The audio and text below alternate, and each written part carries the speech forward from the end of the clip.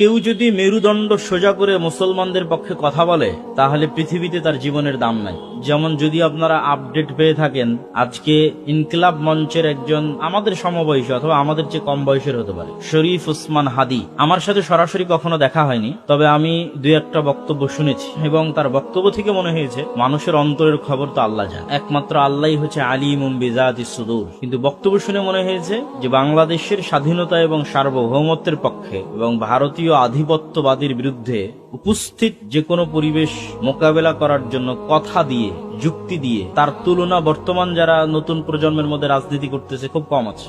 আপনি অন্য দেশের গোলামি করে কথা বলেন, আপনার জীবনের নিরাপত্তা আছে, অন্তত এখান থেকে পালিয়ে পাশের দেশে তো বাঁচতে পারবেন। তাহলে ভিন্ন দেশের গোলামি করলে জীবনের নিরাপত্তা আছে, বাংলাদেশের পক্ষে কথা বললে জীবনের নিরাপত্তা নাই। বাংলাদেশের স্বাধীনতা এবং সার্বভৌমত্বের পক্ষে দাঁড়ালে আপনার জীবনের নিরাপত্তা নাই। এটাই প্রমাণ করে যে বাংলাদেশের স্বাধীনতার মূল্য কি, আর বাংলাদেশের পক্ষে কথা বলার মূল্য কি, আর একটা মুসলমানের জীবনের মূল্য কি।